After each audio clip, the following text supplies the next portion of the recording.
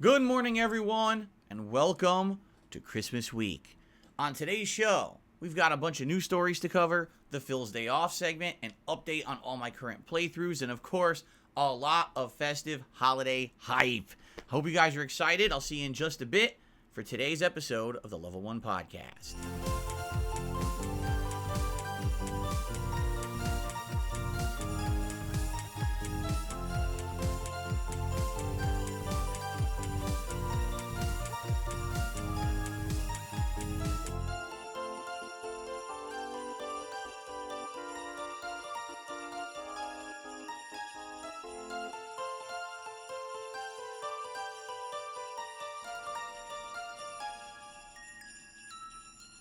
Alrighty, everybody. Happy holidays. And now I can actually say that and not have a bunch of people snap back at me because it's actually winter. That is right. Today is Friday, the 22nd of December, 2023. It is the first streaming day of the week for me, although this is a special holiday week, obviously featuring the Christmas Eve and Christmas Day holidays, so things will be a little different this week. It is winter here in the Northern Hemisphere. So the temperatures have dipped a bit. In fact, we've got tons of rain coming down today. Here in the Pacific Northwest of the United States, we always get tons of precipitation during this time of year, and this year is no exception. I hope you're all having a good one. This is the big weekend, right? This is the one where everyone is traveling. Everyone is preparing for the big day. And I hope that you're safe. I hope that you're healthy. I hope that you're well. And I hope that you're having a good time. Less stressful, hopefully, but a lot of people get very stressed out this time of year, and I don't blame you with all the stuff going on. I'm excited for this weekend, particularly with the streams and everything, but of course I'm also excited to spend time with my family offline, which I look forward to every single year. Today's show, we've got a good amount of stuff to talk about. There was some gaming news and stuff that happened over the last couple of days that I'd like to discuss kind of together. We've got some updates regarding my current playthroughs, including some information about Modern Warfare 3, which I'd like to discuss with all of you. And,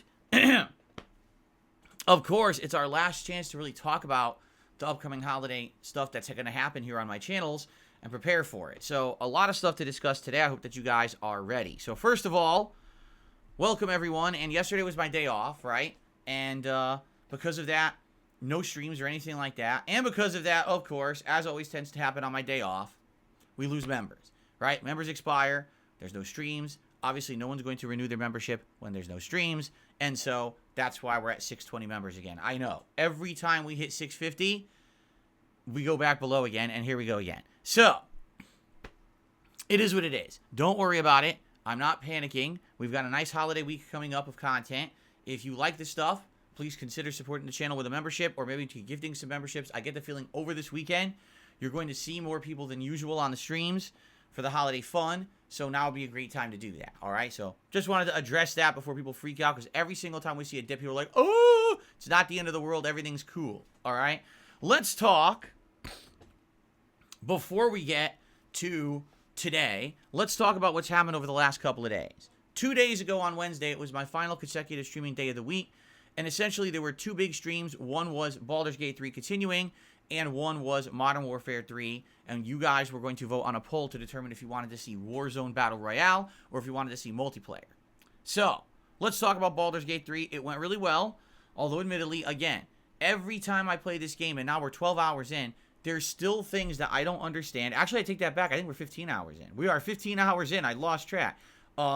Literally every single time I play it, there's new stuff going on that I don't get. I was like, oh, I didn't understand that. What's this? You know, we hit level 4 with all of our characters, and therefore everyone gained this new feat, which I didn't know what it was or how it worked, and everyone's trying to explain to me, you know, how to pick the best feat for each particular character.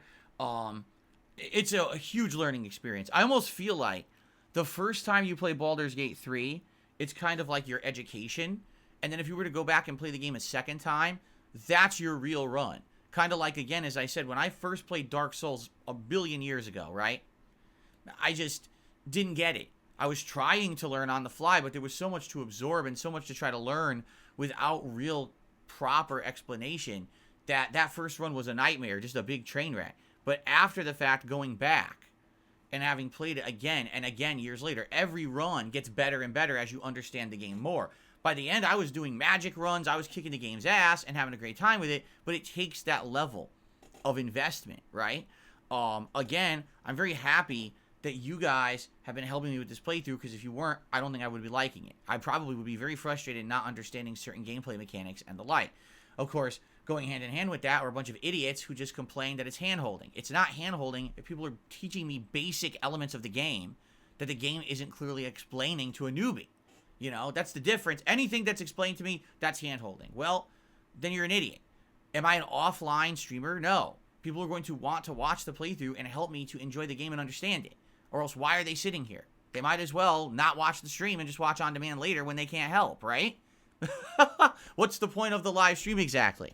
So, yeah, it gets to me when people sit there and just complain constantly about something that, like, that's the whole point. I wasn't going to play the game because I knew how overly complicated the game was, which is not bad. It's just different from what I'm used to playing. I already told you I didn't think it would fit my stream format because of the kind of gamer I am, but people bought in and said, no, we are going to be here. We are going to help you through it. We're going to explain the mechanics. We want to see you enjoy the game of the year per the Game Awards. So I was like, all right, and that's why I'm doing it, right? That's why I'm playing it, and really, honestly, 15 hours in, it's enjoyable.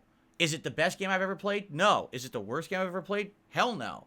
But it's an enjoyable experience because I'm here with you guys learning day by day, and I'm very happy to do that, okay? So, I'm going to keep that going, and I had a good time. We did a lot of stuff. I don't really want to talk in detail about each little thing that we did on Wednesday, but we did a lot. Again, fighting a bunch of new enemy types, which, you know, learning them, and then following this side quest plot line and doing a bunch of stuff, and then recruiting a new party member at the very end of the stream and then running out of time.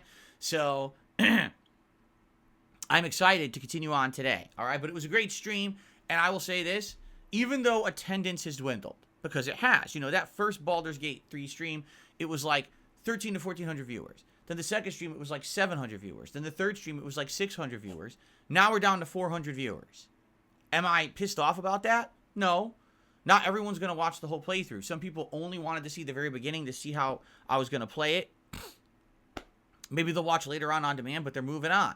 You know, it's the same thing with the on-demand views. The first few videos have tons of views, and then they just taper right off. And that's to be expected.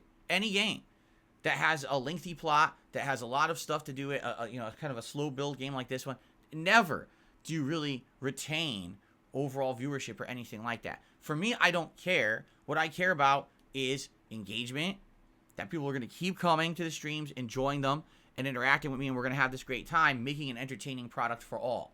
If at any time I get bored with the game, you get bored with the game, or for some reason we're not enjoying what we're doing together, then what's the point? Same thing if people just stop showing up. If people stop showing up entirely and engaging, then there's no point in the playthrough.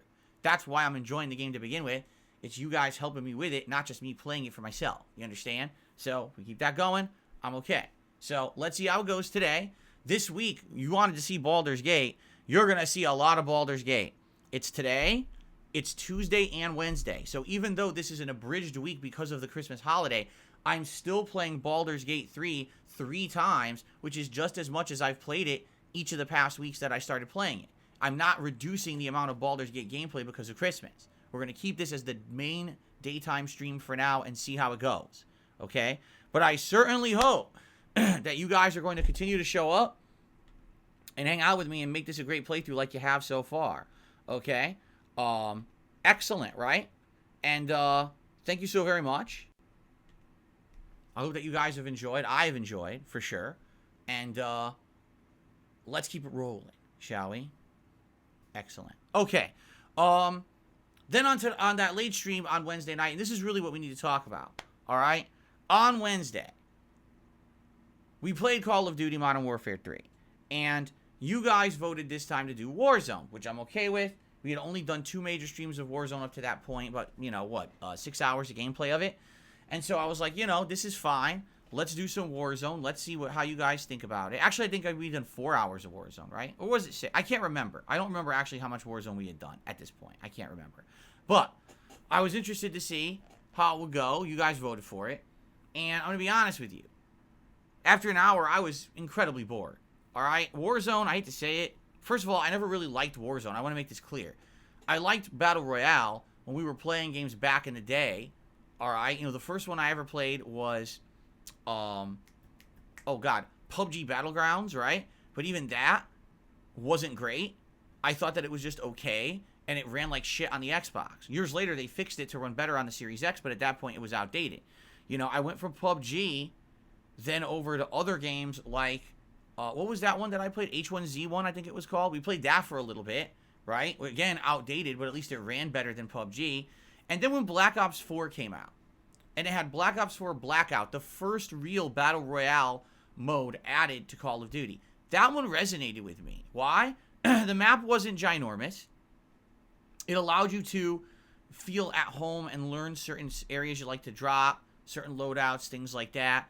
The fighting was a little bit more straightforward. I felt the gunplay. I liked the gunplay of Black Ops 4, so to translate that into a Battle Royale was pretty good, right? So, if you remember, we played that almost a year. Like, it went really well. Those were nice social streams where once I played it for like a week or two and I settled into it, I felt at home enough that finally we could relax together.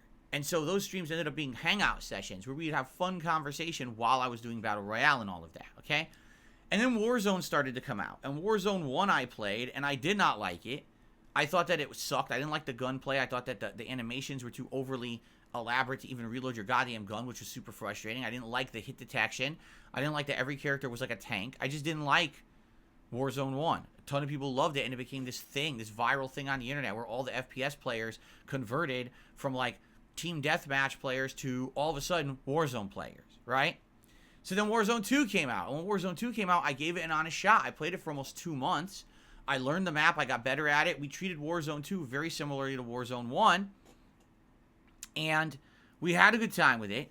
But when they updated for Season 2, they ruined it. They made it so that everyone's like an ultra tank. They made it so that you can ultra camp, right? Like basically by changing the way that the game played with that Season 2, it made it only that the sweats and the tryhards could really enjoy it. For someone who casually played it like me, I hated it. And I was like, that sucks that they ruined it with this seasonal update.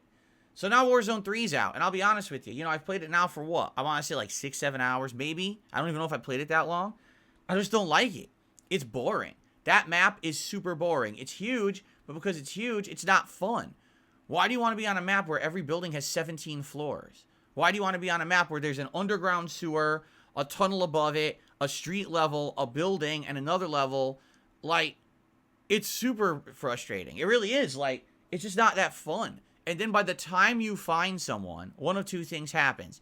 Either they get the drop on you and you die and you had no chance to defend yourself. Wow, congrats, you wasted 15 minutes of your life. Or, the flip side of that, you get into a firefight with a person and now you have to pray that the game's connection is good. Because half the time it's not. Half the time you get into the firefight, you swear you're shooting them more than they're shooting you. You swear you're aiming for the head. And then you die, and it shows the kill cam, and on the kill cam, what happened on their side was completely different than what you just observed in your own game. And it's like, so why did I play this? Like, why did I waste my time on this shit? It's shitty, right? Now, some people are saying, well, you know, if you play duos, if you play trios, if you play quads, that's better. That's great. I don't do that. I don't care. I don't have a team of people to team up with, nor do I have a desire to do that. I'm not going to team up with randoms who I don't trust and don't need to waste time communicating with. If I'm going to play it solo, great. And if not, then there's no point in playing Warzone. You understand? So I played it now, and I'm just bored. At this point, I'm literally bored. I'm like, wow, I was actually starting to fall asleep. And this is after me having just gotten like a top 10 placing. I had a top 3, third place. And I started playing. I'm like, this is just fucking really abysmally boring. I'm looking at the map. I'm like, oh, where should I drop, right? Literally none of the parts of the map are interesting. Oh, look, a small village. Oh, look, the city with the skyscrapers. Oh, look, the oceanside thing that literally just a bunch of buildings on fucking concrete. It's just boring. There's nothing interesting. There's nowhere unique to land and do anything in. The map is shit. They really fucked this up. I think Warzone 3 is the worst version of Warzone so far. I mean, and that's me hating Warzone 1. I actually think this is the most boring one they made.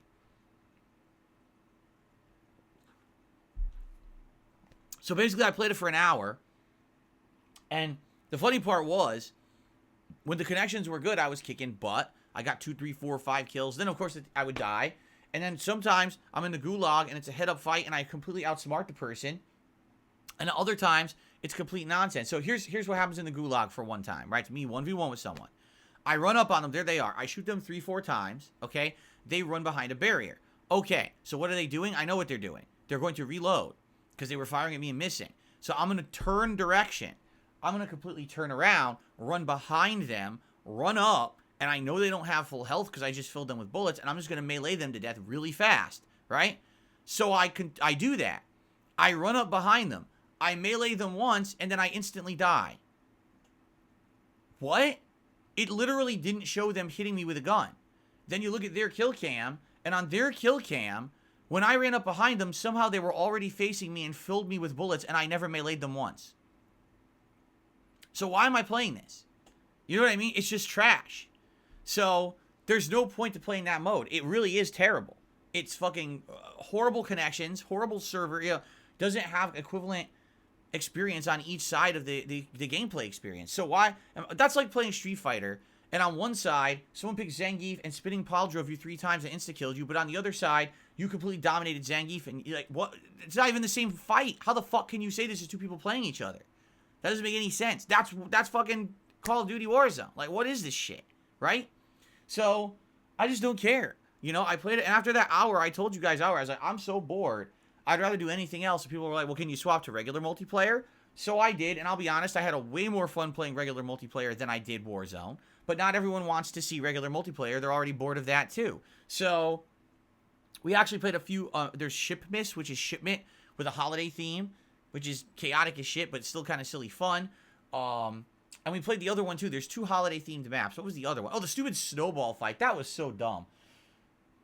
A snowball fight where you have to run and pick up snowballs, and if you hit someone, they die, and you have to wait till the next round to play. It's a fucking snowball. What? So in the game, let me get this straight. I can fill you with an entire clip, and you won't die, because you're a Terminator, but if I hit you with a snowball, you're eliminated, and you have to wait an entire round to play again. How about I just go to sleep and turn your game off, right? It's boring as fuck. So I didn't want to do that. So, but we did play some decent, fun matches, and I'd say the second hour was much better than the first, but overall, a very disappointing stream, because Warzone just sucks. It's just super boring, and I was like, man, I actually, like, have no desire to play it again, even though I've done well, and I know if I keep playing Warzone, I'll get better at it and do well. Why? It's just not fun, you know? So, the way I see it is, if we're going to play Modern Warfare 3, we should do some multiplayer. I'm okay with that. Every once in a while, for variety, stick in a Modern Warfare 3 multiplayer stream in there. And if you guys have recommendations of different builds to do, you want me to use a melee weapon, you want me to use a certain gun or whatever, I'm totally down for that. If you want to challenge me, hey, tonight, you know, just use the dual handguns again. Tonight, hey, try an LMG. Tonight, just try sniping. I'm okay with that. That sounds interesting to me. Not go into Warzone and fall asleep. Because it really sucks, right? So,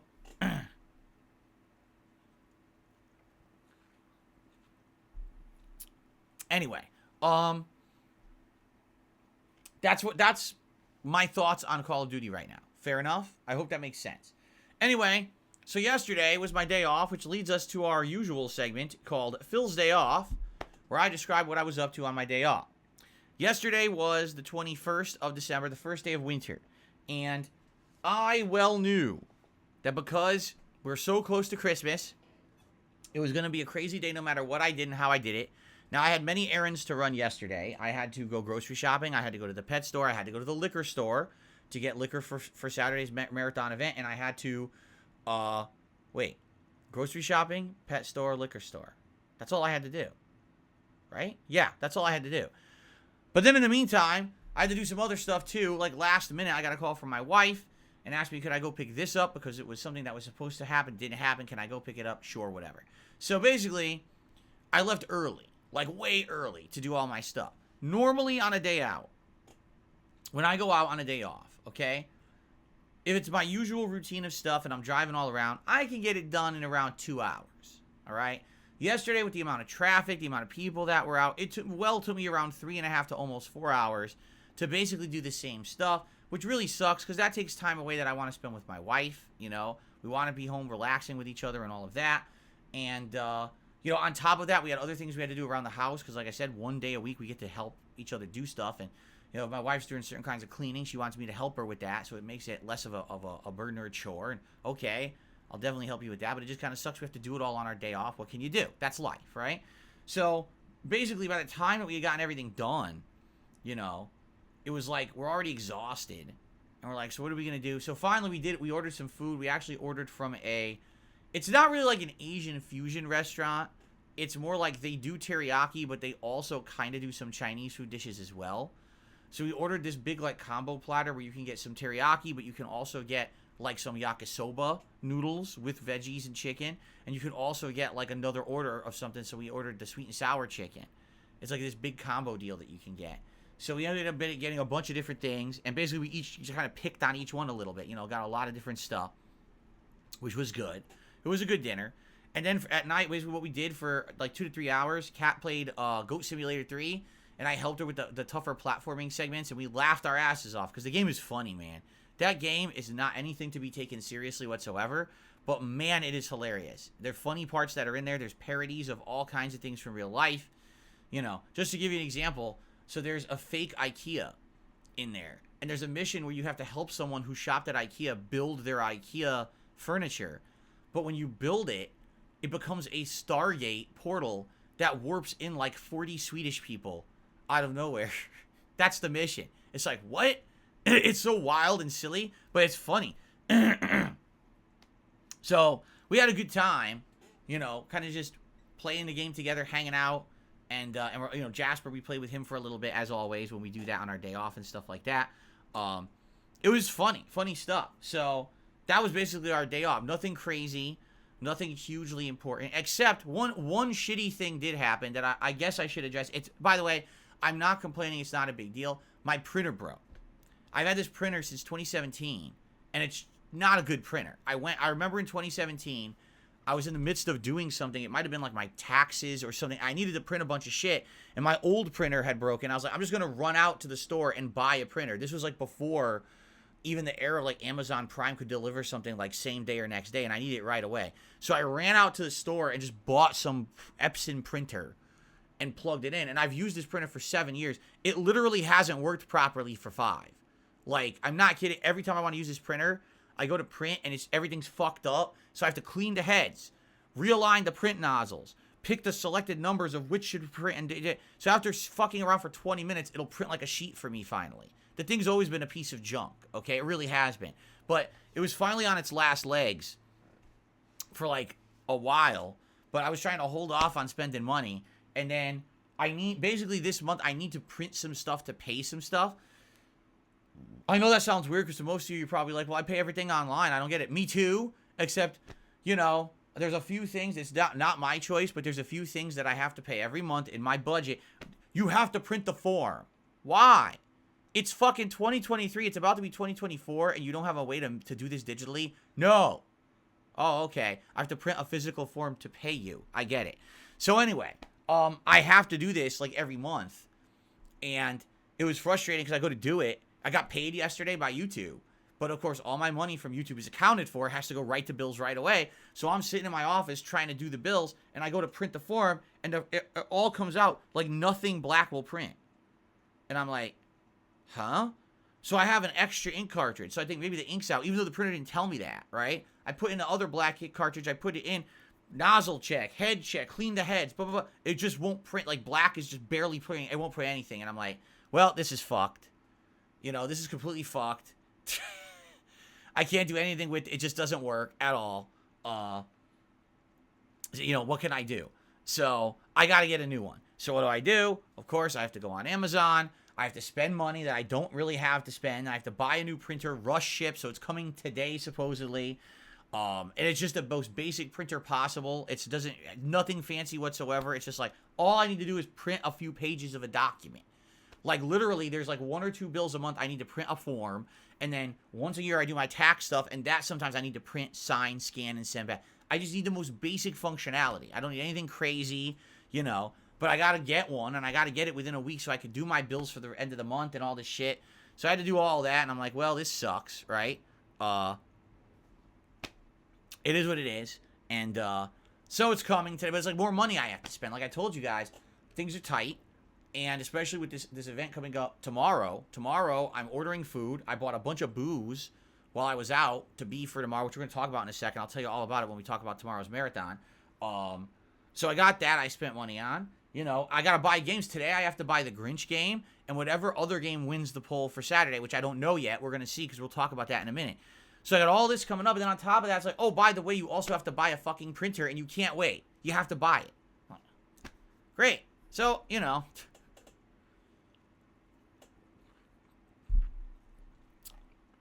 So, yeah, exactly.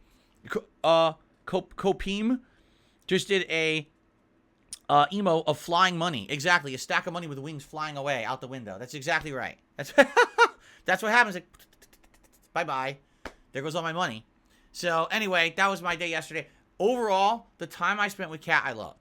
We loved playing Ghost Simulator. We had a good meal together. You know what I mean? I just wish that it was more of that instead of more than half the day was running around in Christmas traffic, running errands. My fucking printer won't work. You know, trying to pay bills. I don't like that. I wish that the whole day was for us. The good news is, because Christmas Eve is this Sunday and Christmas is Monday, we are going to get a lot of time together this week that normally we wouldn't have. So we're very much looking forward to that. Okay. That's Phil's day off. Here we go. Very good. Okay, so, that was yesterday. Nothing super special. Let's talk about today, and then let's talk about all the stuff coming up this weekend for the holiday. All right, so, excuse me. Excuse me. So, yeah, exactly. Almost 6 years out of a cheap printer is damn good. You're absolutely right. This I'm telling you. I remember in 2017, I ran to like Target and just bought whatever they had. I just grabbed a printer, you know, okay, and I went home and started printing because I needed to print. You know, it was like the quickest thing. Now luckily today, you don't even have to go to the store anymore. Now you just get it right offline, get overnight shipping, which is what I did. So it's coming to, this new printer's coming today. So that's good, but you know, now I gotta hook it up in the next week and print shit. And, anyway, why am I still talking about that? By the way, thank you. Queen of Darkness just gifted 10 memberships to the channel. Thank you, Queen of Darkness. Remember, I do shout-outs for contributions at the end of the show, so I will do that later. Congrats to everyone who's getting a gifted membership right now. I hope that you enjoy, and be sure to thank Queen of Darkness. And happy holidays to you, Queen of Darkness. Thank you for the channel support. It's so nice of you. Excuse me. Whew. Okay, so what are we doing today? Today is a full day of gameplay, which is good, because we're going to have a lot of holiday-themed things out of the ordinary over the weekend, so it's good to have a nice day back that's normal. Today's first stream will be Baldur's Gate 3 continuing. I'm excited because last time around, we just recruited a new party member. I don't know how many of you were thinking the new party member, Karlak, I don't know how to say her name, should join the party, or maybe we should keep the party we have, or maybe have a hybrid, you know, mix-up, drop one person, put someone else in. I'm not sure. I guess we'll talk about it when we start today. And then we're going to continue on. We have a mission for her to take out a group of paladins, so we could do that. We could continue moving westward. I think the main quest of Act 1 is to go to that goblin camp, correct? I think that's what the main quest is. So maybe that's the last thing we should do. A lot of people were telling me maybe I could go back now to the village I just left with the spider hole, or there was like a bunch of spider webs on it. Apparently there's a dungeon down there. And people were like, yeah, now that you're level 4, you can go back and do that. That would be fun. So I don't know. I mean, we'll see what we do today, see what you guys recommend. A lot of people have different ideas of what we should do next. So, Karlach. Her name is Karlach. Okay. Okay. Anyway, so, good stuff today. Good 3+ hour session. Again, as long as you guys stick around and you hang out with me and we engage and have a good, you know, good interactive time while I'm playing this game, and you help me to enjoy it and understand the stuff I don't understand, you know, I think we're gonna have a good time. You know, brand new character now, yet again. It looks like another build. I think people were saying she's a barbarian. I don't know what barbarians are good at. I know that Lae'zel is a fighter. So what's the difference between a barbarian and a fighter? I don't know. You know, got to find out firsthand, and this will be an opportunity for us to kind of investigate and figure that out and go from there, right? Karlach. Not Karlach, not Karlach. Karlach. Like if you lack a car, you have no transportation, you say Karlach. I'm Karlacking. Okay. Cool. All right, so that's tonight. I'm excited for that. And I hope that you guys will stick around again and enjoy. It's been fun. And I'm looking forward to it. So stick around. She says her name like Karlak. That's what I just said. Karlak. Right? Karlak. I'm just going to keep saying Karlak. So Karlak, Karlak, Karlak, Karlak, Karlak, Karlak, Karlak, Karlak, Karlak, Karlak, Karlak, Karlak, Karlak, Karlak, Karlak. All right, enough of that. So that's the first stream. Then tonight on the late stream, 6:45 p.m. Pacific time, Friday Night Fights is Street Fighter 6, but we are not playing Dalsim. For those of you who are absolutely tired of the stretchy guy, the good news is we're not playing with the stretchy guy. Tonight I am returning to Blanca. And last night, I actually watched 2 of the top-rated Blancas. One's Nishinkin, and one of them is Problem X. So I watched them play, and I'll be honest with you guys. All the stuff that I'm seeing them do pretty much is very similar to the stuff that I would do in a match. The one difference, they seem to utilize Blanca's level 2 super. And that's something I never really learned. I feel like the only way to properly learn the level 2 super is to kind of mess around in the lab, because I don't understand the situations where it combos properly. Every time I've tried to do it, I'll do like a combo into it, and I'll get it to hit once or twice, and it just stops hitting, and I'm wide open. And it frustrates me, and I don't want to use it anymore, right? So these top players have essentially mastered the level 2 super usage, where every time they activate it in your combo, you're going to lose 60% of your health. Like, they know exactly the right way to use it, or to mix you up, because you think that, like, it's not going to hit, and then all of a sudden it hits for the extra hit, and it becomes a giant combo. So, we're going back to Blanca tonight. We'll see how it goes. We are going to play casual play. I just want everyone to know. It's custom match casual play. We're not going to be doing ranked yet. I'm not saying we're not doing ranked at all, and I'm not saying we're not even doing ranked tonight. I'm saying we got to start somewhere. I haven't played with Blanca in over 2 months. So I know I'm going to be rusty. I have to play. I have to get back into the groove of using this character before we start going to ranked matches, because remember, he's in Master. He's right around 1,500 Master points, so I need to be ready for that. I can't be jumping in and then losing 400 points because I didn't play the character in 2.5 months and just lose all my ranking like an idiot. That would be pretty dumb, okay? So we're going to do that tonight, 6:45 p.m. Pacific time. Blanca returns to Street Fighter 6. Should be a good time, and hopefully I'll remember how to play and do pretty well. We'll see. Okay. Then, tomorrow, ladies and gentlemen, is the big one. Tomorrow is the big Christmas Marathon event, all right? Which means by the end of today, I have to buy the games, which means I'm going to be buying the Grinch game, Grinch Christmas Adventures, on Xbox to play. That's the cheapest version of it. It's $28 plus tax. Everywhere else is still $40, which is really silly. But, supposedly, there's going to be a big Steam sale today, is what I was told. And taking a quick look, I want to take a look at the results of the poll that have been going on all week. So this is it. Whatever it says right now, this is our final result. All right? And here it is, ladies and gentlemen. The results of the Christmas poll are as follows. In last place, RimWorld. I don't even know what that is, but it was in last place, so sorry to those who wanted to see RimWorld. It looks like it ain't happening, nor do I even know what it was. Also, just a small amount of votes above RimWorld was Evil West. I'm not surprised at that. Evil West was a game that came out last year, and a lot of people were interested in it, and then when it came out, no one ever talked about it. Like, I seriously didn't hear anyone speak of this game after it released. So I don't know if it's just one of those meh games, or, but not surprised it didn't get more votes. Third place, Disco Elysium. This is one that people have brought up over the years, and a lot of people seem to be of the impression that this would be the kind of game that I would love. But we never played it, nor do I really know what it is. And it only got third place in the polling, so it ain't going to happen. Second place, Mario Maker 2. And this one had around 30% of the votes. So about a third of the votes went to Mario Maker 2. I thought this might have worked really well, because as you know, this game's been out for, 4 or 5 years, something like that, on the Switch. I don't know exactly how many, but that's given people a very large amount of time to make creative levels. And I'm sure that there's probably a ton of Christmas or holiday-themed levels in there. So I was like, that's what we could do. Easily jump in. I already own the game, so I could just re-download it on the Switch and jump in and get some created levels and play that for about an hour and have some fun with it. But that's not what you guys voted for. You guys voted for the most holly-jolly, festive Christmas-themed game ever developed. Ladies and gentlemen, the winner of the Open Viewers Christmas poll for 2023 is Phasmophobia. Of course. Why not? Why wouldn't Phasmophobia be played during a Christmas marathon? I mean, you may not realize this, but Christmas is a prime time for ghosts. Did you ever read A Christmas Carol, Charles Dickens? There's 3 ghosts. Actually, there's 4. A lot of people don't even know that. There's 4 ghosts in the Charles Dickens classic. So actually, I heard if you play Phasmophobia on a Christmas event, you get visited by 3 ghosts during the course of the playthrough. So it sounds like that's what we're doing.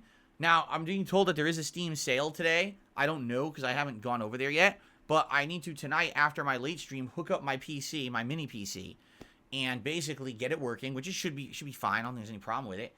And jump on Steam and buy Phasmophobia.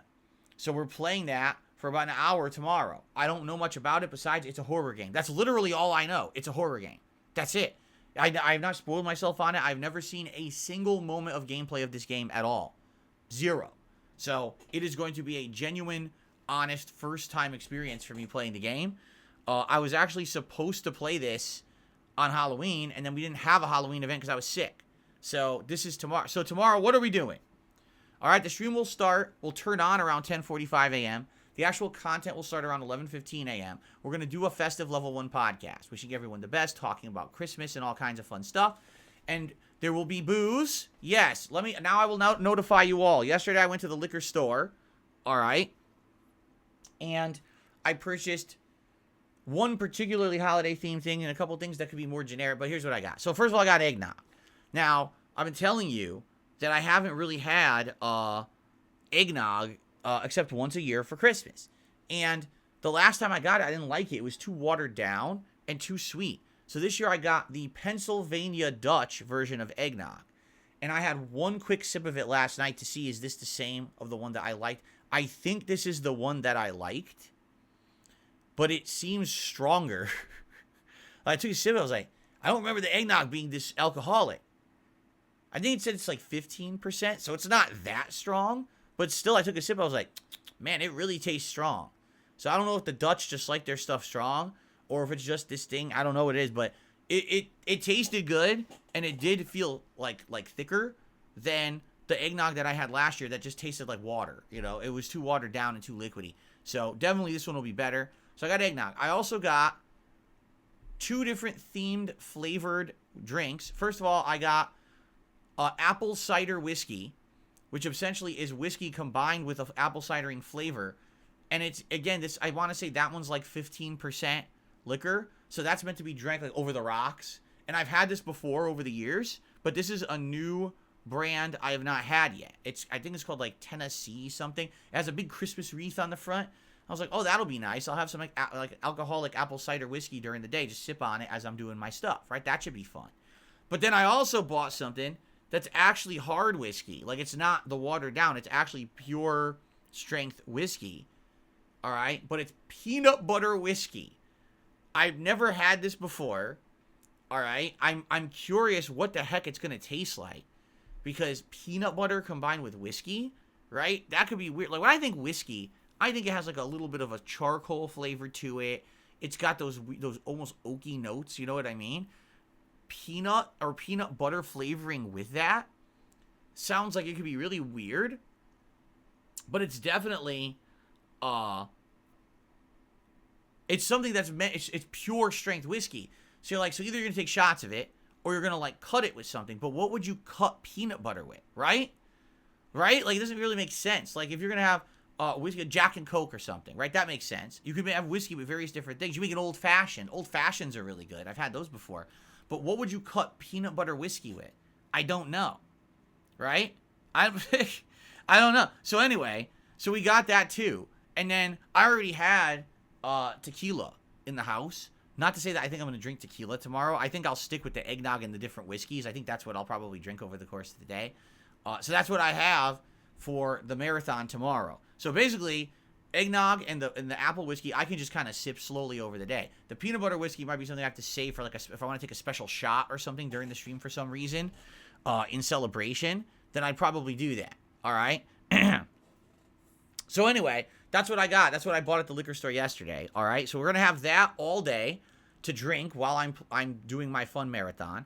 We're going to be doing a gaming schedule update where we're going to go through the gaming calendar for January, February, March, and anything further, and we're going to hammer in the actual dates of game releases so that we can have a calendar idea of what's coming up each month that I'm going to be tackling. This is great because this is going to give us an idea, how long do we have to play Baldur's Gate as the main stream?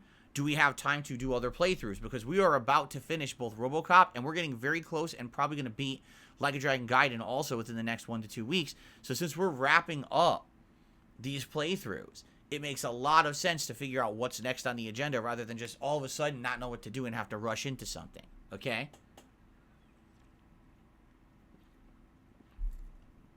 So, let's see when we do that schedule update. In addition, we're going to be doing a holiday tier maker where we're going to be ranking holiday-themed movies and specials against each other in a tier maker event. Now, from what I'm to understand, the tier maker we have is huge.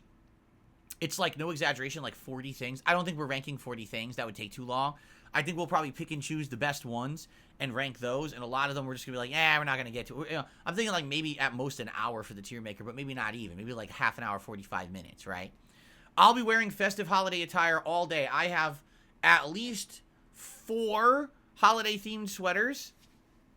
I don't know if I have more, but I have at least 4, all right, that I'd like to wear. Plus, of course, I have Christmas hats and the like. So that means tomorrow, no, we're not doing outfit perks for tips. I'm not putting on vests and stuff. I'm already going to be wearing Christmas sweaters and things. We're not doing that tomorrow, okay? But it should be festive fun, and I'm going to do wardrobe changes over the course of the day. Like every time between like taking a break or switching topics, like I'll probably change sweaters, okay? And there'll be 2 games played. One is The Grinch and one is Phasmophobia. So we're going to have those 2 holiday-themed games played during the course of the day as well. And food. Festive feasting with Phil.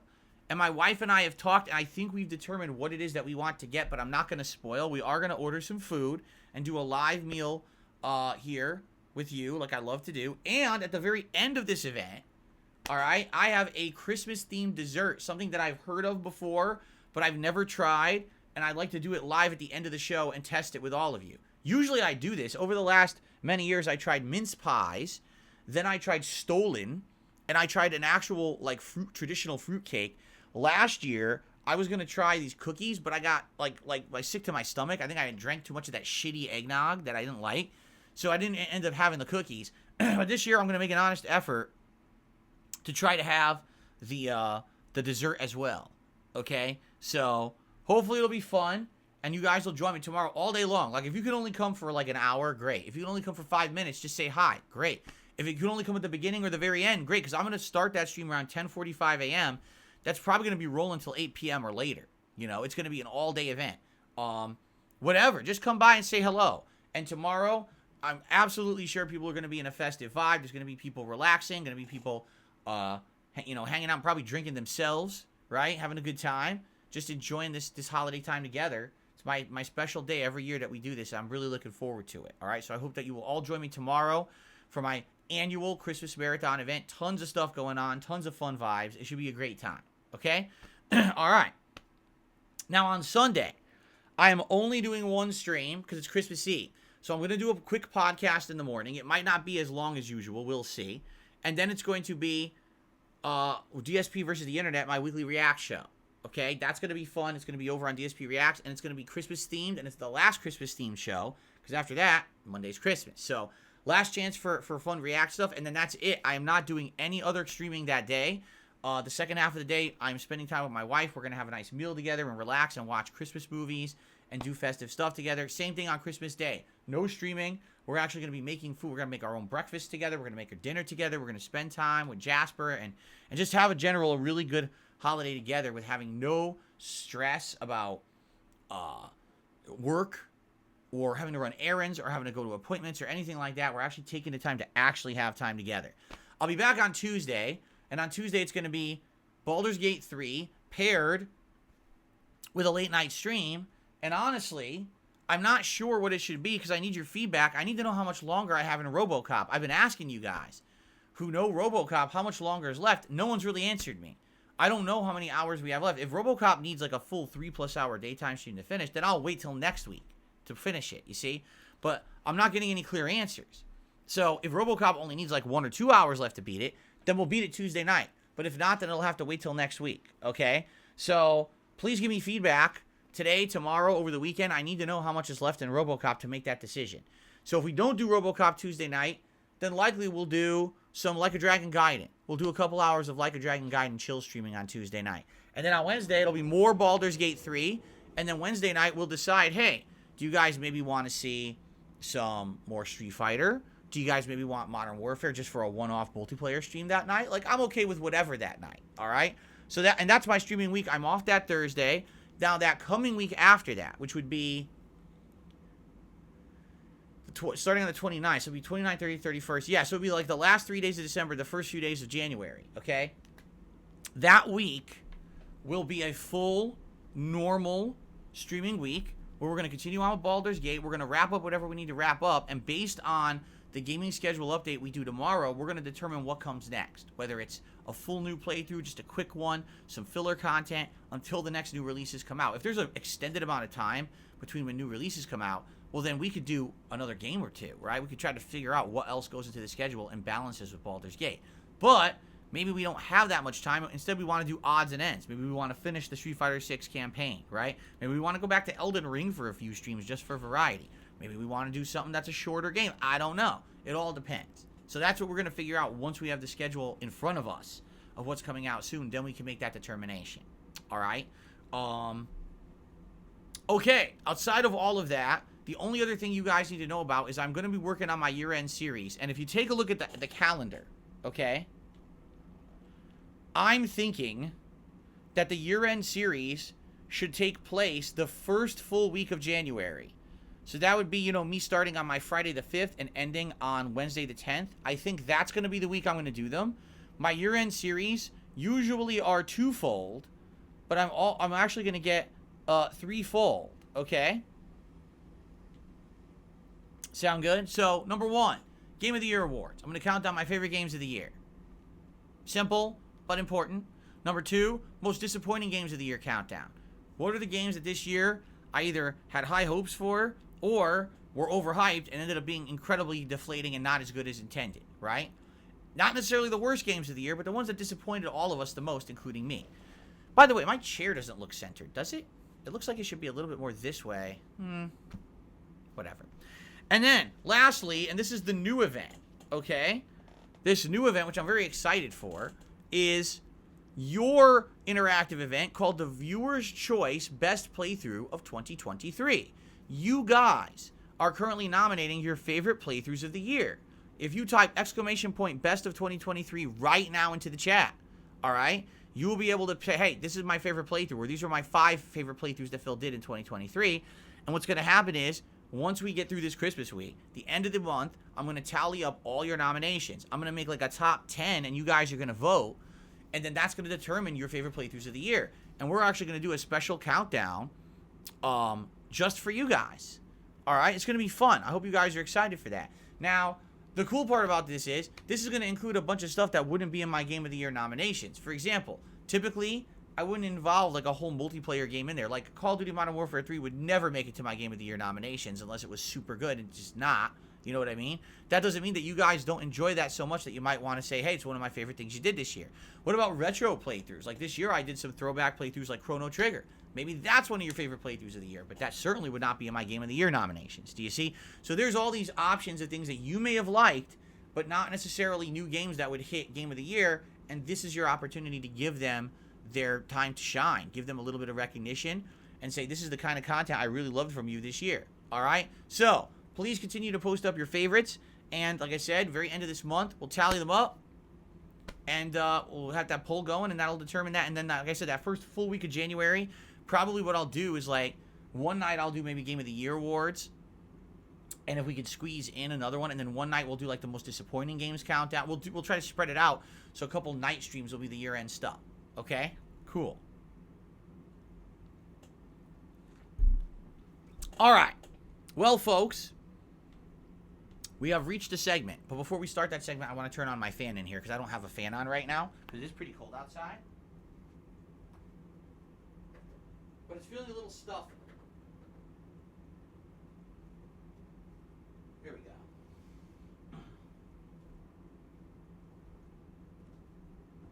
It's feeling a little stuffy in here, so I said, let's turn on the fan, so I just did. Now it's actually starting to feel a little better. It's time for my favorite segment. It's time for your favorite segment. It's time for everyone's favorite segment, ladies and gentlemen. It is time for DSP News. And on today's news, we have various stories to talk about. All right, let's jump right in because, like I said, we have a good variety of stories to talk about. Let's see here.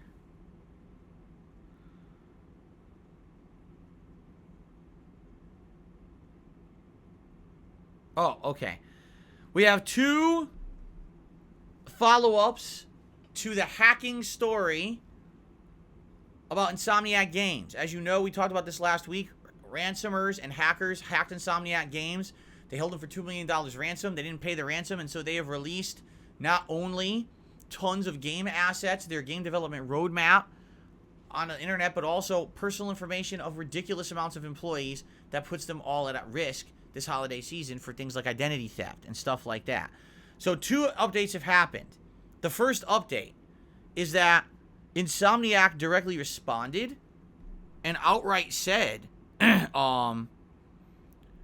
this is not going to deter us. We're not going to stop developing great games. This is not going to put us, it's not going to have us hit the brakes or anything. Our games are what they are. Even if you know about them now, we're going to continue to develop these games. So don't worry. Those of you who are our fans and customers and love what we do, this is not going to end us or put us in any kind of a way, game development wise. We're going to keep moving forward positively.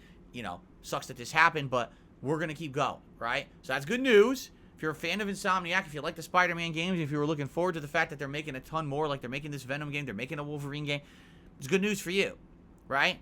Now, the other piece of the puzzle, okay, is that in the last couple of days that I haven't even talked about this yet, okay, basically what ended up happening was a playable build of Wolverine, the upcoming Insomniac game, hit the internet. First, it was just like a really messed up, hacked version that you could play on PC, and they threw it all over torrents, so you could torrent it. Then people engineered it, and now it plays on an Xbox console. I'm not kidding you. So right now, there's messed up versions of Wolverine that are development versions. The game is not done. Half the assets aren't even in the game, right? It's a completely unfinished product, and people are playing it on PC and Xbox consoles. The funny part about it is it's going to be a Sony exclusive. It's going to be on a PlayStation first when it comes out, because Insomniac, they make the games for PlayStation. So you can play it on PC or Xbox, but it's a PlayStation game. It's just so weird, right, to say that, right? Now, obviously, if you are downloading that torrented version of Wolverine, you have broken the law. You have no legal right to have that. You didn't purchase it. Insomniac never put it out for sale or purchase or play. That's a stolen good. That's the equivalent of, like, say someone went and, I don't know, bought a movie and made illegal copies of the movie and we're just fucking handing them out. That's illegal. You can't just do that. That's a copywritten work. You can't just copy and give it out for free. Okay? So, what's happening is people are downloading this hacked version of Wolverine, and all of a sudden, they're receiving DMCA cease and desist letters from their internet service providers. Yup, they are. And I've seen this before because this happened to me ages ago. In the 2000s, when this stuff was new, when everyone was using things like LimeWire and stuff like that to steal. I admit I was one of them. In my 20s, I was one of the millions upon millions of people who were stealing content on the internet. I used to get movies and stuff like that. And I remember this one time I downloaded a movie, and all of a sudden my ISP sent me a letter just like this. This is over like 20 years ago, right? But they sent me a letter, and basically it said, we have found evidence that you've downloaded illegal content. Basically, this file you downloaded had a tracker file installed on it. And you downloaded it, and we have evidence you did. So now we have to warn you, we know that you stole.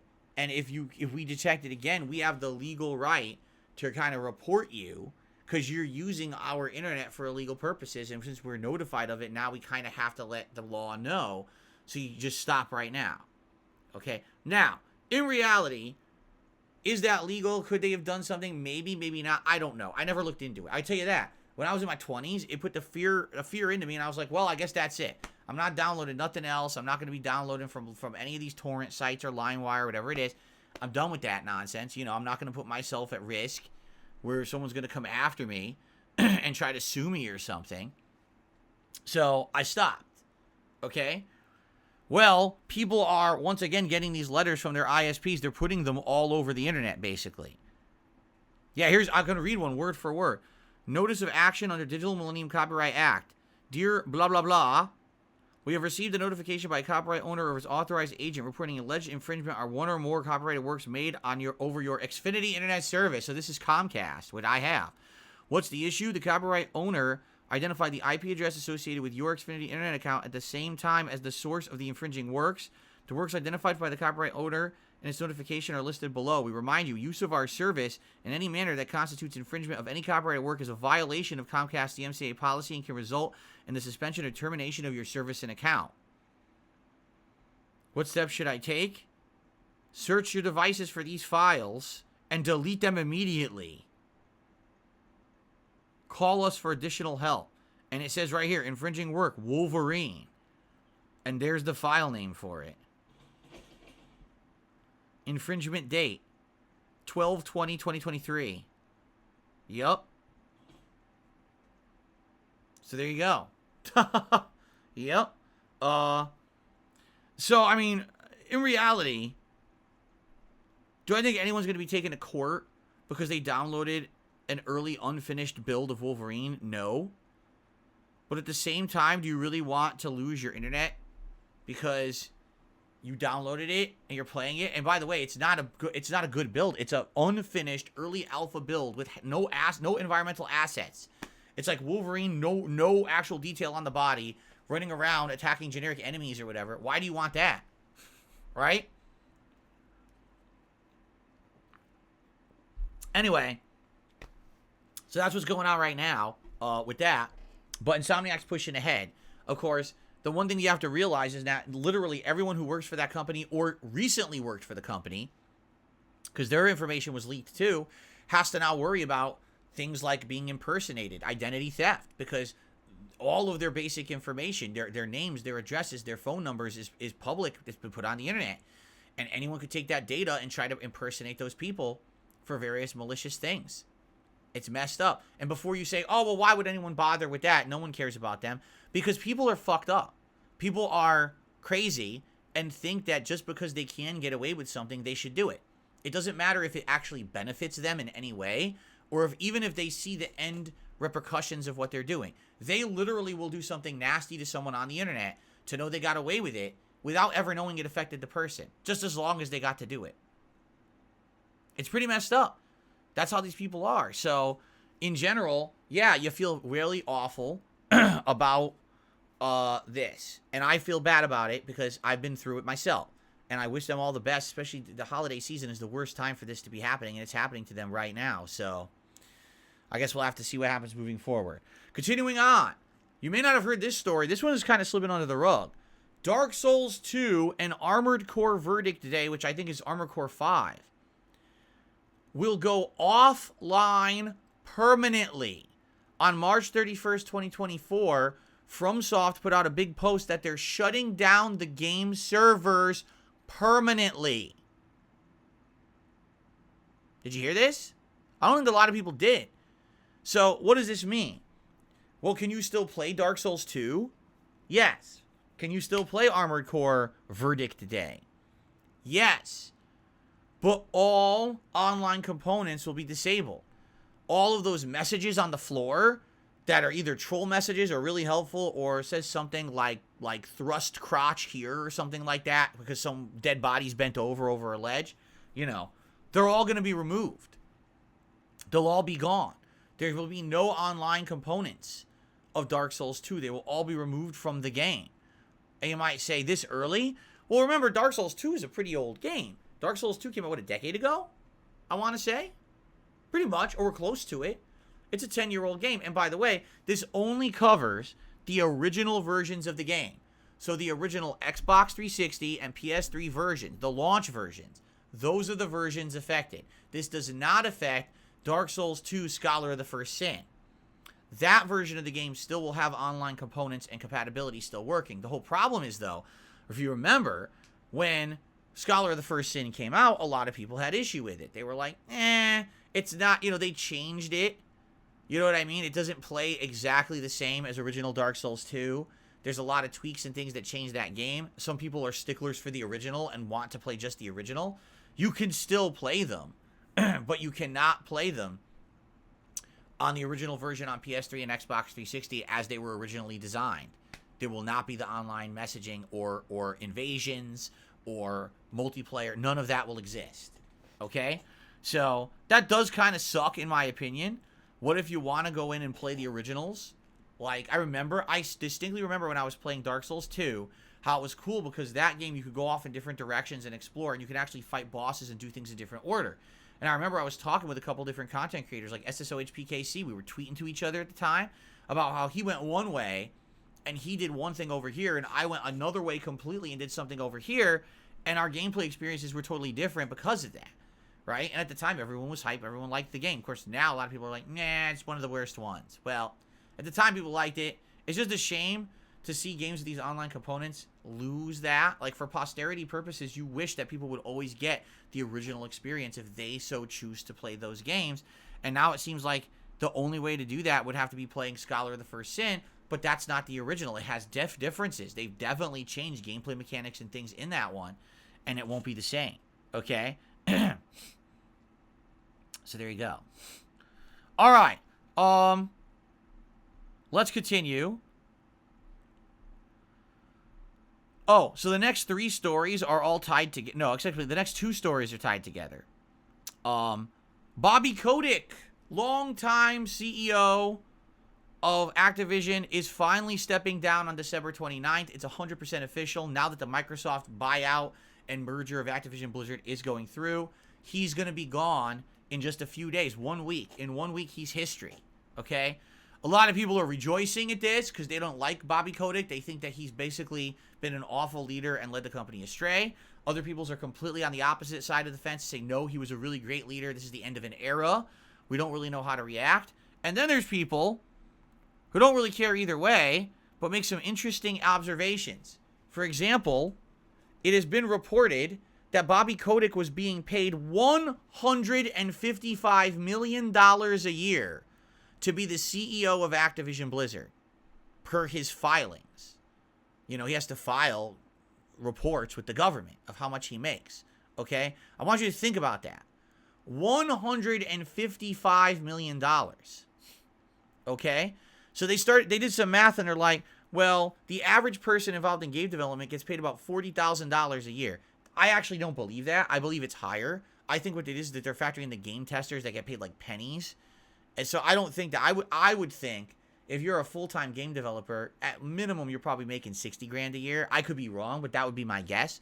But even then, if you do the math, all right, like literally you could employ 1,000 employees for the same cost as what you're paying Bobby Kotick to be the head of Activision Blizzard. And it's hilarious because when you look at the industry as a whole, we've got layoffs over here, and we've got games failing over here, and we got, is the industry imploding? Is the bubble bursting? Well, not if you're one of the CEOs.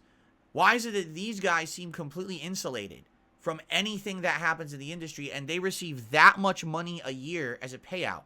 What the fuck do you think Bobby Kotick needs $155 million a year to do? What do you think he even did to earn that?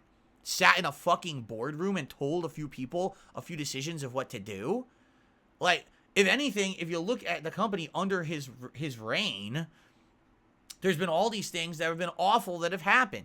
They just settled. Did you hear they just did the big settlement with people over that giant sexual harassment thing that happened years ago? We talked about it on my streams. There were all these allegations of, awful sexual abuse and things that happened at the company. Managers completely mistreating employees, and they got sued out the ass, and they finally just settled for millions upon millions of dollars. It happened. It literally happened. It's 100%. Yeah, the Bill Cosby parties. Remember those? The Cosby room. They thought it was funny to joke about date rape and have a Cosby room at a fucking convention. He was involved. He condoned it all. He was well aware of it and allowed it to happen under his reign. $155 million a year this guy got paid. You know, when you want to look at what's wrong with any industry, anything in entertainment, it's usually not the people who are normal, like us, who are the regular people who are working hard to put out the person who works line level on a movie, a TV show, at a music studio. Those people aren't the problem. The problem is usually the people in charge. They make awful decisions. They somehow are given almost universal power. And then they have no repercussions for anything they ever do wrong. This guy is literally going out on the ultimate golden parachute. He will be rich for the rest of his life. He was paid $155 million a year he worked there. Do you think he needs that money or will ever use it for anything? Right, seriously. What on earth is going on, and how did the game industry become to this situation? And what game, think about Activision Blizzard. What games did they put out in the last few years? Yeah, Call of Duty, you're right, that's it. Overwatch 2 was a flop. World of Warcraft, where's that going? This is what Activision's coming out. They just put out Diablo 4, which critically, people didn't like as much as they thought it should have been. They thought it should have been much better of a game. This is what Activision Blizzard puts out, but this guy gets $155 million a year. You know? But, you know, will anything change? I don't know. What they're doing is they're taking Microsoft management and they're sliding them into the job roles there. So Bobby's out, but someone from Microsoft slides in. Will that make it any better? I don't know. But certainly, the industry did not get better under the watch of these people. It got fucking worse. You know? So what's next? How about Mr. Yves Guillemot over at Ubisoft? Or that fucking super villain looking dude who runs EA? Right? Like, when is this going to change for the better? When is the industry going to say, out with these fucking corporate morons and get people in here who understand the gamers, understand the industry, care about the employees, and will run these companies well? No. They have to receive, you know, millions and millions and millions of dollars for what? Shit coming out every year. Right? I'm sure Mr. Yves Guillemot really deserves his ginormous bonus this year for Avatar. Right? Oh, yeah.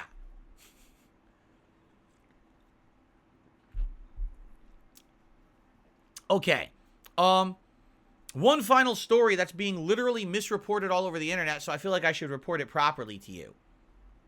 If you guys remember, it was an 18-year-old hacker who actually hacked Rockstar. He was the one who found this weird backdoor access to the company and was able to get all those assets about GTA 6 early and post them all over the internet. What was that, about a year ago now? So come to find out, information has come out about this 18-year-old kid.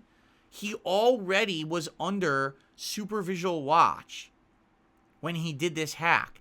Get this. He hacked Rockstar from a hotel room using an Amazon Fire TV stick and shitty hotel internet while he was under police protection and not supposed to be actually able to do anything. He was already under arrest for hacking. And he hacked Rockstar while under arrest for hacking. Okay? So, the reason that I'm telling you this story is because there is a false story going around the internet right now. That this kid, he's 18, I guess he's not a kid anymore, that he has been sentenced to be incarcerated in a hospital for life, a mental hospital, for life, and that he's stuck there forever. This is wrong.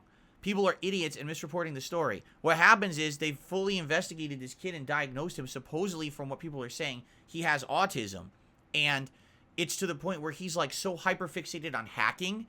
Like, that's all he thinks about, supposedly. Like, it's just, it's obsession. It's like mania. Hacking. He wants to hack. They outright said to him, if you were freed, what would you do? I'm going to hack more. I want to hack more. That's what I'm good at. Like, he's outright said stuff like that. So what they're saying is they want to leave him under medical supervision until at some point in the future, which is an indeterminate time.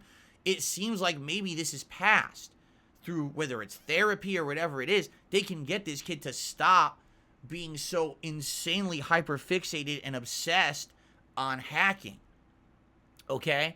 But he's not life sentenced to a hospital. Basically, they're saying is we can't let this guy out because he could be a risk to himself and society as a whole if he goes out there and literally hacks every system out there, right? So we need to keep him under kind of control until he gets better. But that doesn't mean that he's in a life sentence. People are like reporting this as if like He's under lock and key for the rest of his life. He'll never get out. And then what's happening is people are correcting the story because everyone ran with that story, which is completely false. And then people corrected the story and were like, no, that's not true.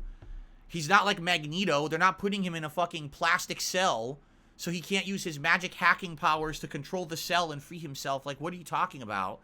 It's just that the kid, obviously, I think mania is actually like the best word for it. Like, he just can't control himself.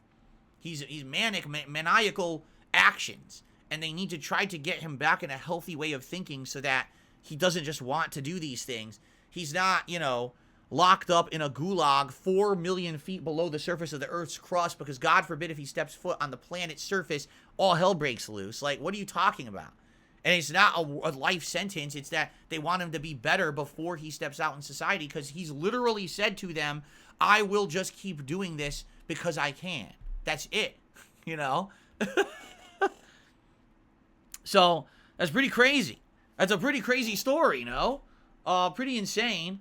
So, obviously, you know, hopefully the person gets better. I don't know the name. Like, I don't think they had a name or anything, but hopefully this person gets better. That's crazy. You're so obsessed with doing something just because you're the best at it that you can't stop yourself, even though you know it's harmful to everyone around you. You still do it. It's not good, right?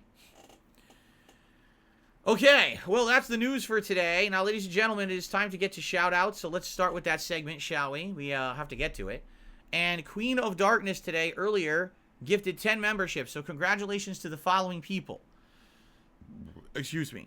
Goldfish, Phoenix Felix, 4 scores and 7 beers ago, Mr. Plow, Bully Hunter 69, Husker, Darziak, Lado, David D, and Joshua Mumma. So congrats to all of you. Let me just quickly check and see how many total members we're actually at. Again, my ultimate goal is to get this channel back to 650 members, but being that it's my day back, I didn't think we were going to do that today, so I more reasonably put a goal here of 15 members. But if we can get back to 650, I mean, yes, that would be incredibly helpful. It sucks that every time it seems like we're getting ahead, then we lose more.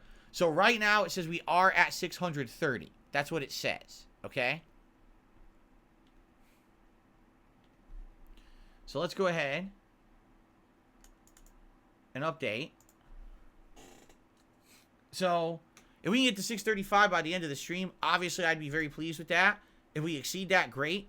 You know, the ultimate goal is 650. Thank you so much to Queen of Darkness for supporting the channel this morning with those gifted memberships. That is very appreciated.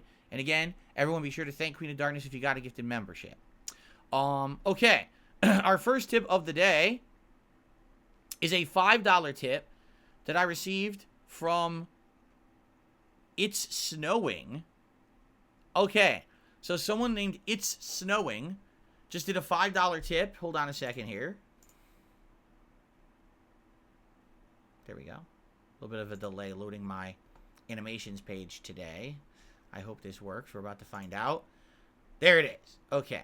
It actually did play, but my animations page kind of locked up when I clicked the button. That's weird. So anyway, thank you, It's Snowing, for a $5 tip.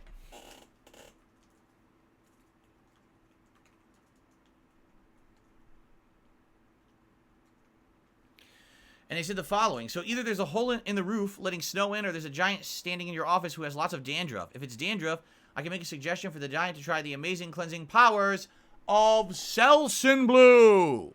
Merry Christmas, by the way. Merry Christmas to you. It's snowing. Indeed, I can confirm that my rooftop looks like a bunch of Swiss cheese. There's no giant in here, but we have several holes in the ceiling that I need to plug up. Maybe I'll get to that by the summer. But anyway, thank you so much for the first tip of the day. It's snowing. Wary Mark just gifted a membership, and it was gifted to Spidey5000. Congratulations, Spidey. Be sure to thank Wary Mark. And Wary Mark, happy holidays to you. And thank you very much for supporting the channel this morning. I received a bunch of spam. Hold on. Gotta refresh. Stupid spam.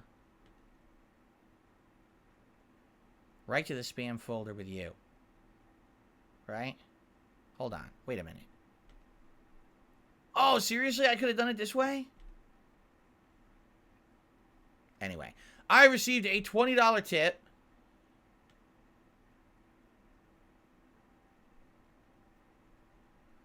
from 1 Minute Man, who has some good advice for me about Baldur's Gate 3, which I'm happy about. I want advice.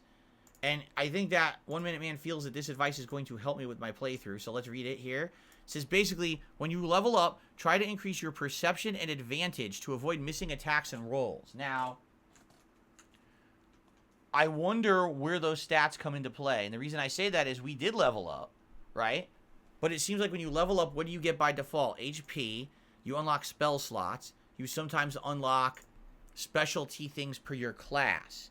But where exactly, like what stats, how would you upgrade your perception and advantage? That's a good question. I don't remember seeing that, right? I know that there were stats that we could increase, but those were stat points that, it wasn't perception and advantage. It was like strength, dexterity, intelligence, wisdom, charisma, right? No, I didn't see those two. So is it part of those? Does it tie into those stats?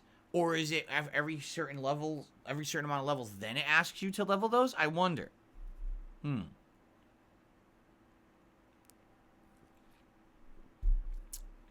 Wisdom?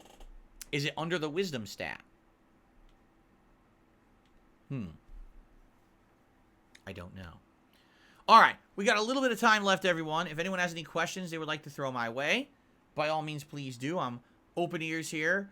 If you tag me in the chat, we'll do a little bit of Q&A. If any other contributions come in today, I'll shout them out. You guys know my usual goals. Number one, I'm trying to hit 635 members this stream. If we exceed it, great. But if we hit it, excellent.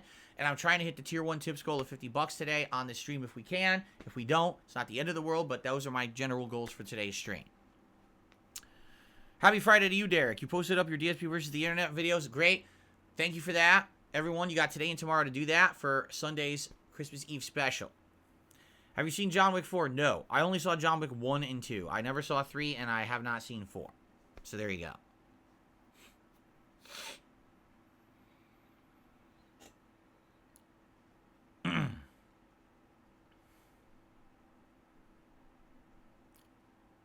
Have I ever tried Divinity Candy? What in the holy hell is Divinity Candy? Doesn't ring a bell. No. I don't know what that is. Yeah, I don't recall ever seeing a candy named Divinity, so no.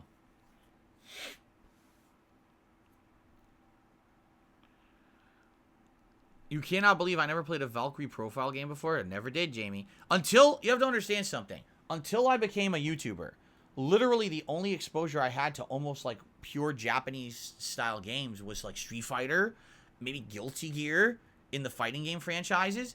You know, every once in a while, you know, the more mainstream, like, I guess you could say Nintendo is Japanese-centric, but not really. It's so mainstream, right? I never really even heard of that shit. I really didn't. You guys have given me exposure to franchises like Persona, Yakuza, / Like a Dragon, right? Hell, even, I would say, the first RPG that I had played was Tales of Vesperia, that kind of played like that. You know what I mean?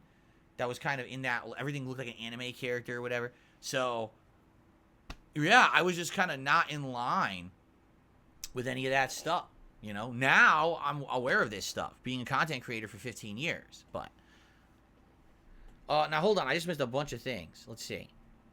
Saying hello to you, Jade. How are you this morning? Good to have you. Ever had Spam and eggs? I've never had Spam and eggs. No, I have not. I've had eggs, but I never had Spam combined with eggs.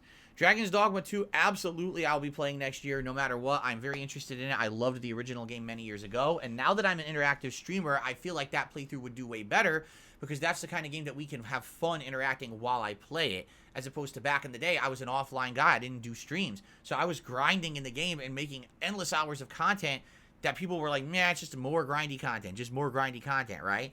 So the playthrough didn't actually do that well for me back then. But I think that today, people might actually like that kind of experience. Yes, I like the Dragon Quest games, absolutely. I absolutely loved Dragon Quest XI. That was one of my favorite RPG playthroughs I've literally ever done with you guys. It was so fun and interactive, chill times, great plot. The game had basically 2 games in one with the double plots. It was really well done. I love that series. I can't wait for 12 whenever it comes out. Maybe in my lifetime. Maybe I'll be dead. I don't know. Seems like they're taking their sweet time with it. Okay. Why don't I talk about the type of pastries that I like favorite types of breads or cakes? Because I almost never eat anything like that. I like pastries. I could have a good Danish, you know, a bear claw, a fritter. They're all good. I couldn't tell you the last time I had one. I don't get that kind of stuff. You know, every morning I have a bagel, usually with some cream cheese or something like that, and a coffee. That's my breakfast. Rarely would we have that. You know, we used to actually get stuff like that when we went to Costco, but then we stopped. We used to get either the muffins or pastries, but we stopped getting it. Instead, we just eat a bagel every day. So.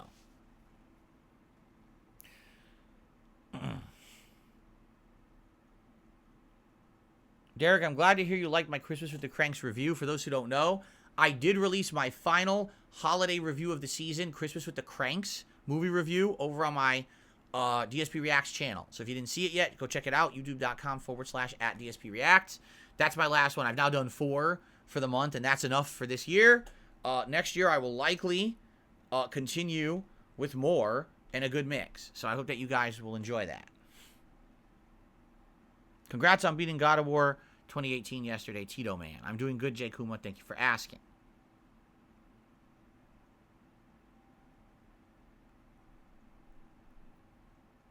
You're going to finish Yakuza 0 tonight? Sounds good. Enjoy it. Good game. A good game with a lot of side content that's kind of superfluous to the game. So really, depending on how much you want to do, you know, determines how much you get out of it. But it's still a good game.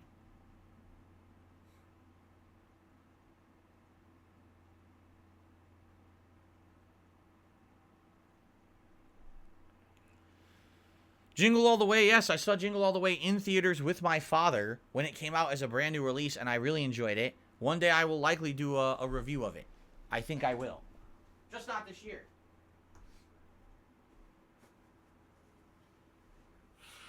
Ugh.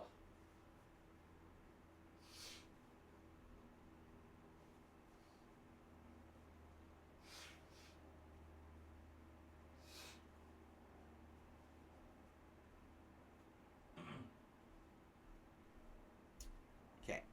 Sorry, I had to blow my nose. Well, I think the best Yakuza is, I already answered this question the other day. It all depends on what you're looking for. My original one that was a real mainstream Yakuza game was 4. And I liked that because it was 4 completely different protagonists with different stories and different fighting styles, all kind of converging into one. Even the end of the game, there's 4 final boss fights, which is pretty unique. I've never seen that in a game before. Still, though, it's very difficult and it's kind of outdated. I feel like the series just got better the further in it continued. If you're talking of the modern ones, definitely Yakuza Like a Dragon or Yakuza 7. Because it's turn-based, it has tons of content, a brand new cast. I love that game.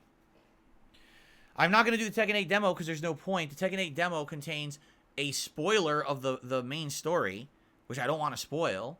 And it contains an offline training mode to play against people locally, and that's it. There's no online play, so there's nothing to do for me in the demo, so I'm not playing it. If it had online play, I absolutely would play it. Does Jasper eat tinsel from our tree? First of all, we don't have a tree. The years that we had a tree since we've had Jasper, it was a mini tree that we had rather than have a full tree because we were afraid Jasper would jump into a full tree and destroy it. But we don't hang tinsel on the tree. We do have like garland made of tinsel, and he ignored that. So we had some garlands, some lights, and ornaments, and he did not bother it on the small tree. If it was a larger tree, maybe he would have tried to climb into it and eat it. He does try to eat things like string and stuff that dangles. Like sometimes I'll have pants on with a dangly cord, and he tries to attack and eat the cord, you know? So likely, yeah, he'd go for it, but we don't have it, so he can't do it. My favorite Call of Duty of all time, probably Call of Duty 2, which was the best World War II game ever made. But then you could argue Modern Warfare 1 was the one that took us into the modern era of FPS games that changed everything forever.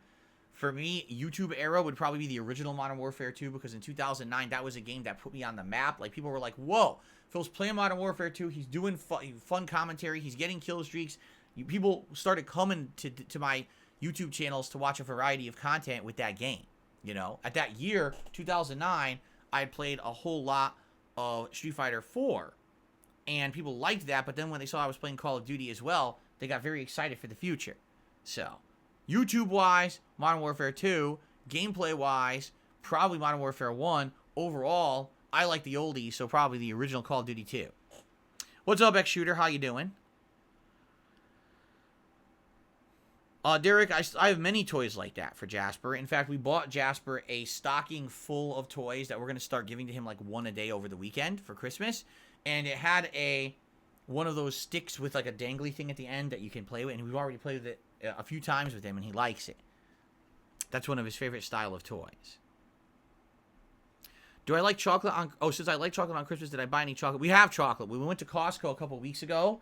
We bought a bag of Hershey's Nuggets, which is a mix of milk chocolate, almonds, toffee, and dark chocolate with almonds as well. And we put them in a bowl, and we just munch on those like a couple a day.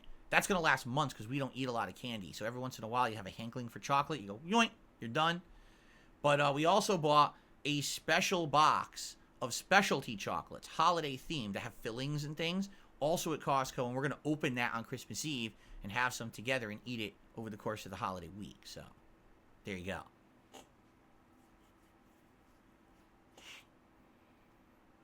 Yes, that is life. Sometimes things don't work out the way that you want. Doing the Halloween marathon this year was sad, but it doesn't matter. We're doing Christmas tomorrow. I'm all good, right? Next year, Halloween will come again. It's not like it was the last Halloween or anything like that. There'll be another Halloween. It'll be a special one. Was Jasper always our first choice when looking for a pet or companion, or do we have other options? At the time, we weren't really looking for any other pets. We had looked at other pets. Like, I thought, oh, maybe I could get hamsters again. Maybe we could get a different kind of rodent pet. Like, maybe you could get some guinea pigs, or maybe you could get a rabbit, right? Or maybe we could do a lizard. We were looking at lizards at one point. We were looking at, I can't even remember what they're called. Not the iguana. Those little guys. Whatever. I can't remember. And then also birds. Like, Kat has actually had some birds in her lifetime as well that she liked. So we were looking at all these different pets, right? But ultimately, my wife is a cat person and has had many cats in her lifetime, and she always wanted to get a cat, you know, while we were together.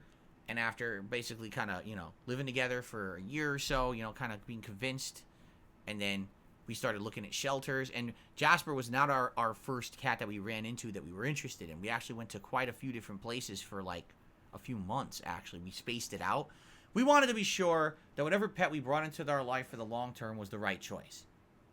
And I'll be honest, there were a couple other cats that we looked at that perhaps we would have rescued. There was one cat, it was a really nice black cat, but I'm going to be honest, it had a lot of medical issues. Like, overall, it was like, it has this, it has this, it has this. And I was like, you know, honey, even though this cat looks amazing, and this looks like a loving cat, I'm just afraid this is going to end up being an insane amount of medical costs for us, you know? It's not just bringing a cat into the house. It's like, you're talking medical bills for medicines and checkups and everything. So eventually we just kind of took our time. And honestly, the shelter that we rescued Jasper from, we had been to multiple times before, and nothing really resonated with us. And he just kind of happened to just be there this time, and it worked out perfectly, you know? I'm just glad that we waited. I'm afraid if we had rushed in, we might have gotten a cat that was not right for us, but we waited, and now we've got a cat that we think is perfect for us.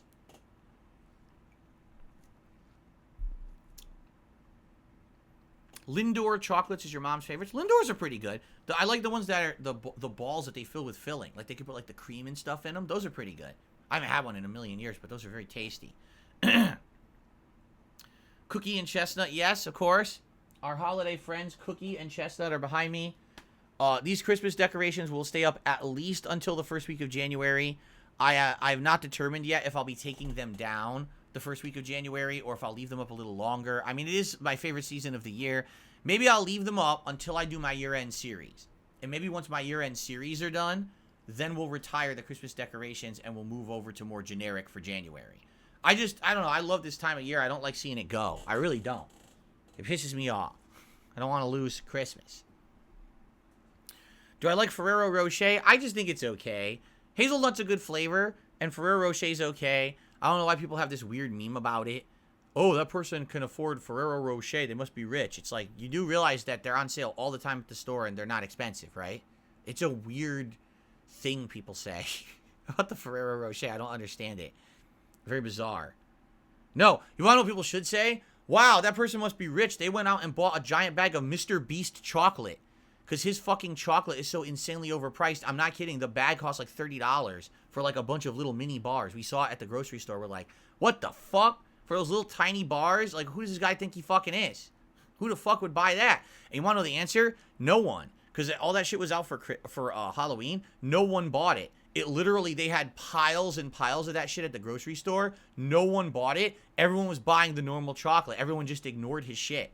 Not a single person bought it, so that was great. Okay. Hockey, that was not Canadian Kirk who was being racist on my Reacts channel. That was someone impersonating him, and I banned the impersonator. So please don't be so quick to judge, because I hate people who are trying to pull shit like this. They're like, oh, this person said that. I'm the channel runner. I know what's going on. I have the ability to check accounts, see who's who. And don't believe everything you see or hear. Don't worry about it. I run the channel, not you. Right? I've been doing this for 15 years. I know how to handle this shit. So I think it's time for you to mind your own business. How about that? Jeez. Thank you, Parasolo, for re-upping your membership. 31 months. What game do you look most forward to in 2024? I have no idea. We have to look at the gaming schedule tomorrow. I can't answer that question until we look what games are actually coming out. We'll go from there. All right.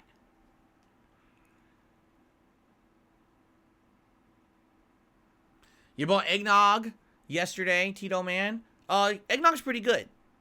It depends, though. Like I said, I've had ones that are not so good. They're more watered down and too sweet. The one I bought this year, I think, is a little bit stronger and thicker, which I think would be good. So I'm looking forward to having some tomorrow with all of you. I'm going to have that and that whiskey cider, right? Apple cider whiskey, and then maybe some peanut butter whiskey. We'll see. Should be a good time. That's it. Okay. Thank you, Derek. I hope that you and your family have a great Christmas as well.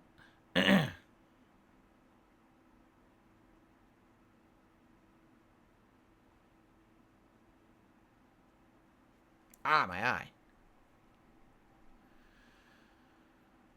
How long has it been since Jasper stood in front of the TV? Oh, yeah. Oh, good question. You know what? He won't do it anymore. Want to know why? Because the keyboard for my mini PC is now in front of the TV.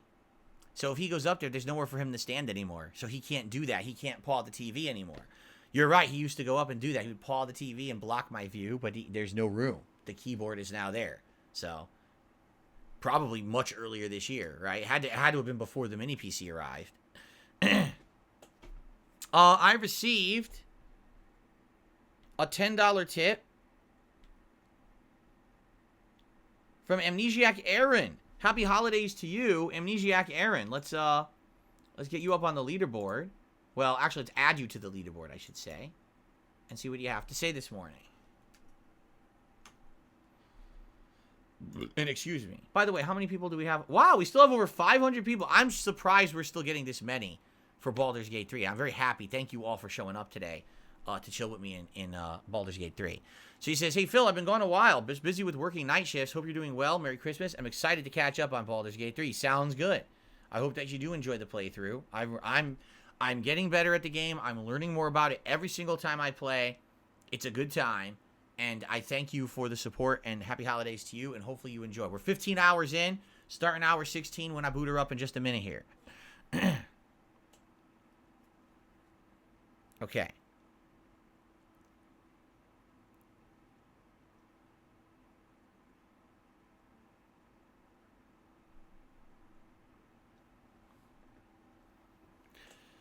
Boy, you guys don't listen. Did I not say it's my channel and I take care of it? Did I not the other day have words with someone publicly on this stream when I said that they went over the bounds and they should never do that ever again? Did I not literally do that?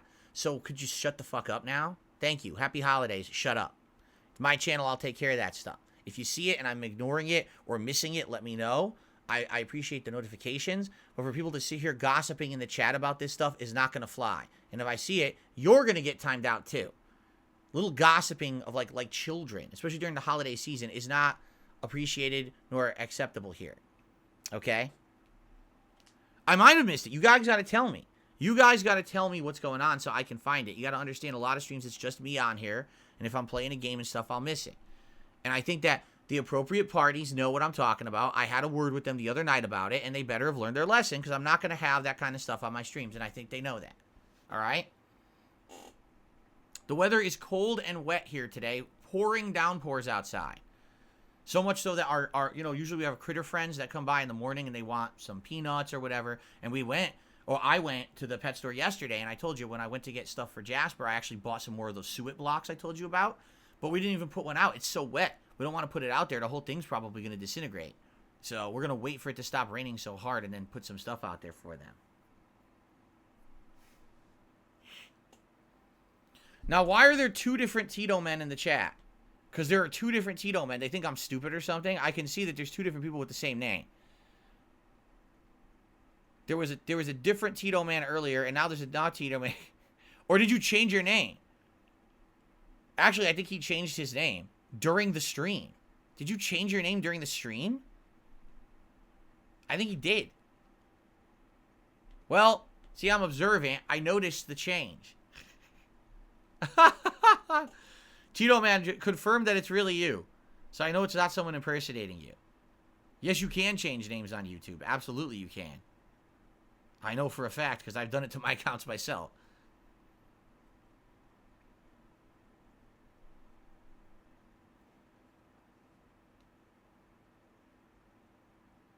You didn't? Then who was the other Tito man that was here? I know I saw a different Tito man. Well, I'll have to keep my eyes peeled. I'll keep my eyes peeled. I got, see what I mean? Like, I got to be careful because there's literally people here who are trying to impersonate others to cause problems. And they're trying to be sneaky. Oh, I'll make another name that looks exactly the same, but off by 1 letter or off by, you know what I mean? And I'll say something inflammatory to piss people off and see how it goes. X Shooter just did a super chat. Have you had ham mixed with scrambled eggs? It's pretty good. Yeah. It's basically, that's the same as like an omelet or they call it a scramble. A scramble with other ingredients. Like I like ham in there. I like veggies in there. Like, for example, like green peppers, red peppers, onions, really good in that. Right? Oh, mushrooms is good in that. Yeah, I've had a lot of that stuff like that. Pretty good. We're probably going to do something very similar to that Christmas Day.